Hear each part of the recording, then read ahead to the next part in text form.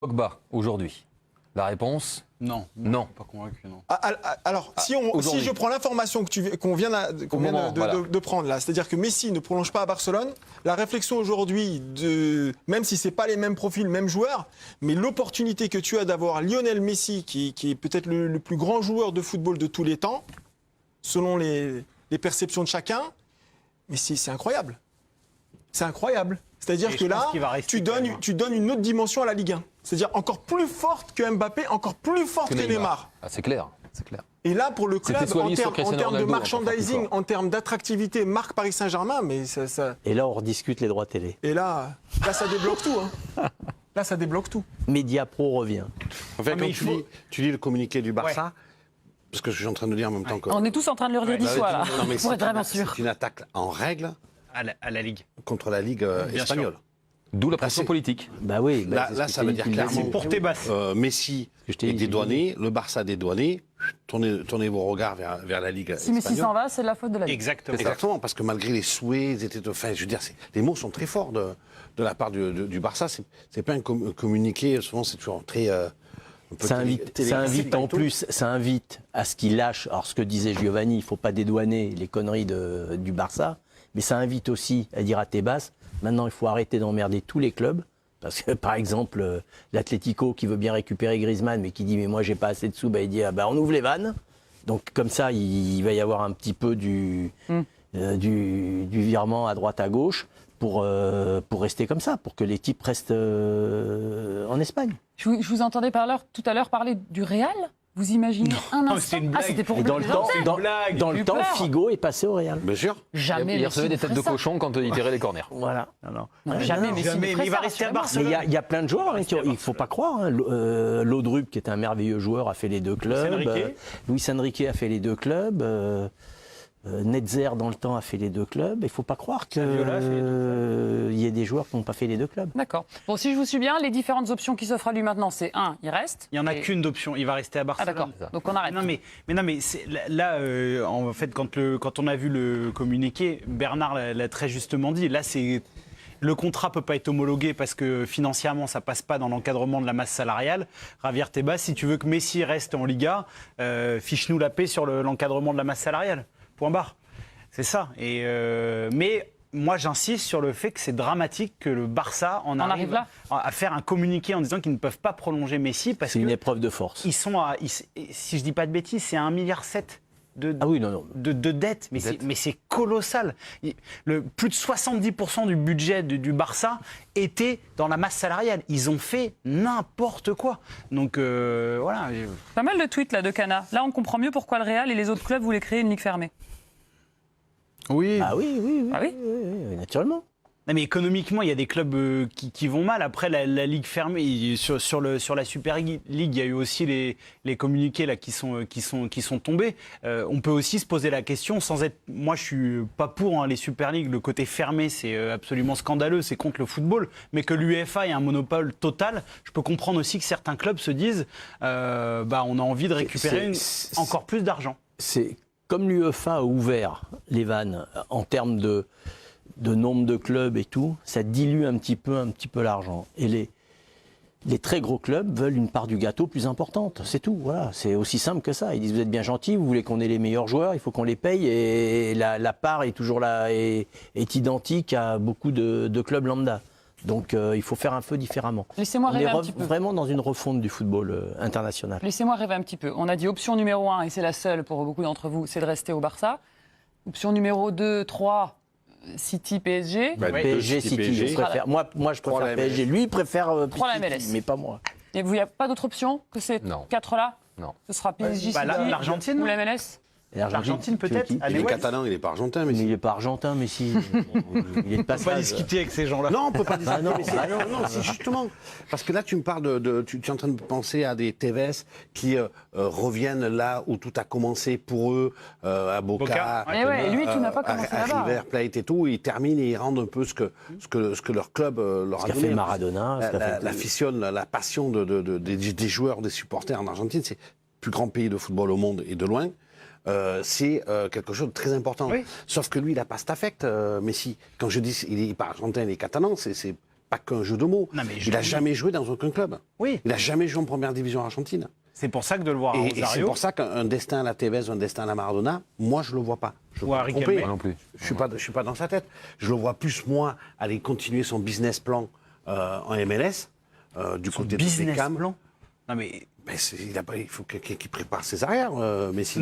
son Ne marque vieux pas. jours. À t'entendre, c'est qu'un business plan. Il a passé toute sa vie à Barcelone. Il a fait beaucoup de choses pour le Barça. C'est pas non plus. Donc il va faire, oui, pardon, il va faire comme Zidane, il va finir sa carrière à Marseille, et donc Messi, Pas du tout. lui va finir Mais sa c'est carrière pas- dans son Mais club Bernard, tu d'enfance, dis en un Argentine business plan, suppléante. mais comme si. Mais son business plan de fin de carrière, oui, à mon avis, de fin de carrière, Parce que d'accord. Mais D'aller bon, en c'est quand même- MLS, c'est plus l'aspect financier que l'aspect sportif. Bien On est- sûr. Ah oui, C'est oui. quand même Et beau à un joueur. certain C'est quand même beau un joueur qui est resté toute sa vie dans son club quand même. C'est quand même beau qu'il soit resté tout le temps à Barcelone. oui. Ah, mais ça, on te dit C'est pas. pour ça qu'on imagine une autre fin. C'est- On en parlait avec je Sergio suis Ramos d'accord- il y a pas Je suis très d'accord longtemps. avec ce que dit Bernard.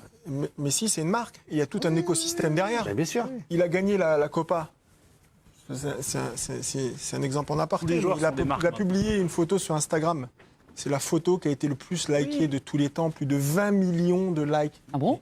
J'ai pas liké, moi. Parce que 20 vous le millions de suivez pas, likes. France. Donc aujourd'hui, ça rejoint ce que je dis. Indépendamment de l'aspect sportif, l'impact positif que Messi aura dans sa nouvelle destination, s'il y a une nouvelle destination, C'est colossal. ce sera incroyable. colossal. Ce sera incroyable. Allez, c'est une énorme bombe qui vient d'être lâchée. Donc Messi, le club plutôt, qui a annoncé que Messi ne prolongera pas. Affaire à suivre dans les heures à suivre. Et évidemment, demain, je pense qu'on devrait reparler de Messi. On a un petit peu chamboulé notre émission. On aurait dû parler de la petite bidoche de Neymar. Finalement, c'est passé un petit peu à la trappe. C'est pas plus mal. En revanche, il y a quelqu'un qu'on pouvait absolument pas laisser passer à la trappe. C'est notre équipe de France de volley, parce qu'on rappelle qu'on a passé une journée exceptionnelle avec les sports co JO. 3 équipes en finale. On a commencé ce matin tranquillement avec les handballeurs. En début d'après-midi, les basketteurs et puis les volleyeurs qui se sont ensuite imposés avec panache. Les Bleus de Laurentili qui ont balayé l'Argentine. Les images avec Leroy Cabella, c'était presque trop facile, Leroy. Bah oui, on va revoir cette victoire impressionnante, cette qualification historique de nos Bleus en finale après une victoire écrasante 3-7-0 pour assurer au volley français la première médaille olympique de son histoire, avec un groupe plus survolté que jamais. Ervin Ngapet et ses coéquipiers ont rendez-vous avec la Russie dans 2 jours pour une finale rêvée. Et puis on va revoir également les images de nos qualifiés en basket. Je sais pas si on les revoit tout de suite aussi. On les reverra après. On les reverra Allez, on après. les reverra après. Là, on a déjà assez parlé d'eux. Maintenant, place au volleyeur. Une finale historique, donc vous l'avez compris, qui les attend. Ce sera samedi face à la Russie. Alors, selon vous, messieurs, le plus dur est-il fait ou à venir pour nos volleyeurs français? Habillage à la française, main sur le cœur. Le plus dur est-il fait ou à venir? Gilles, Le plus dur est fait. Oui. c'est fait. Contrat. Ah là, j'ai pas compris là, celle-là. C'est fait, merci. Non. Le plus dur est à venir? Oui. D'accord. Le plus dur est fait. Le plus dur est fait? Bob, Le plus dur est fait. le plus dur est fait. Bon, bah, vous êtes bien seul contre tous, Giovanni. Vous avez l'habitude, vous me direz. Non, non, mais évidemment, c'est première médaille pour le volley, c'est formidable, etc. Mais le plus dur, ça reste quand même la finale. C'est une pression particulière. Voilà, je pense qu'ils ont tous envie d'aller au bout. Je rejoins ce qu'a dit Bernard sur le côté énergie. Il y a vraiment quelque chose de très touchant, de très fort dans cette équipe de France de volley. Ce type d'aventure, tu as envie que ça se termine par un sacre. Et voilà, la pression d'une finale, comment se préparer, comment la jouer. Pour moi, c'est plus dur que ce qu'ont fait actuellement les Français. Ça ne sera pas un échec, ça sera un parcours formidable. Mais voilà, une finale, c'est toujours très particulier et c'est pour moi la difficulté suprême. Ce qui va être très dur à gérer pour eux d'un point de vue mental, c'est qu'ils étaient partis sur la blessure, la meurtrissure de Rio, où ils étaient passés complètement à côté, et ils avaient que cet objectif des JO de Pékin dans la tête, y arriver, ils y sont arrivés, et là il y aura un émotionnel, alors je sais pas comment ils vont gérer ça, mais ça va être la fin de leur aventure, parce que Laurent Tillier, le sélectionneur, va fermer la parenthèse pratiquement d'une décennie, c'est pas rien, hein. C'est énorme. Quel coach. Et donc, du coup, ça sera sa dernière à lui. Après 9 ans, pas tout à fait 10 ans, mais 9 ans. Donc, il y aura cette émotion-là à gérer. Il y aura ce Graal à aller chercher. Ça va être extrêmement compliqué pour eux. Alors, il va falloir que dans cette espèce de mélange d'émotions, un peu de tristesse aussi, parce que ça sera la fin, d'émotions positives, ils arrivent à se sublimer. Mais, encore une fois, cette équipe-là, elle n'est pas comme les autres. Et je pense qu'elle est capable de le faire. Je vous propose un appel à un ami, quelqu'un qui connaît cette équipe de volley mieux que personne, qui joue avec eux il y a encore 2 mois, mais qui n'a pas pu aller au jeu. C'est Julien Linel, international depuis 2011. Bonjour Julien, il fait beau chez vous, ça fait du bien. Ça doit être particulier pour vous de suivre ces Jeux Olympiques alors que vous auriez pu y être, quoi. Bonsoir à tous. Oui, bah, évidemment, c'est une émotion particulière, mais celle qui prévaut, c'est la joie et c'est le bonheur infini. Le bonheur infini de les voir là à ce stade de la compétition, c'est juste incroyable en fait, vraiment incroyable quand on voit tout le chemin parcouru.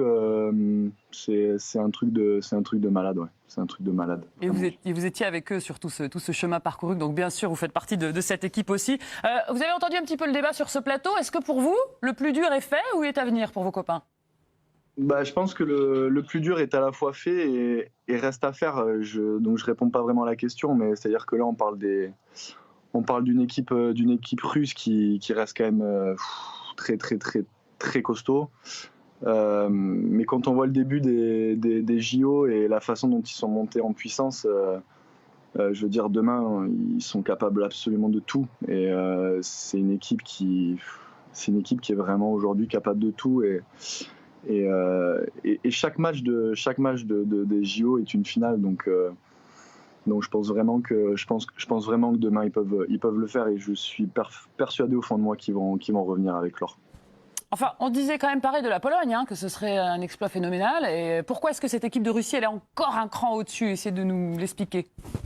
Je dis pas qu'elle est un cran au-dessus de la Pologne, parce que quand on voit le niveau aujourd'hui je sais pas si vous vous rendez compte du niveau qu'il y a sur ces Jeux Olympiques, mais c'est incroyable. Là aujourd'hui, on a battu les Argentins 3-0, mais les Argentins font une compétition juste phénoménale.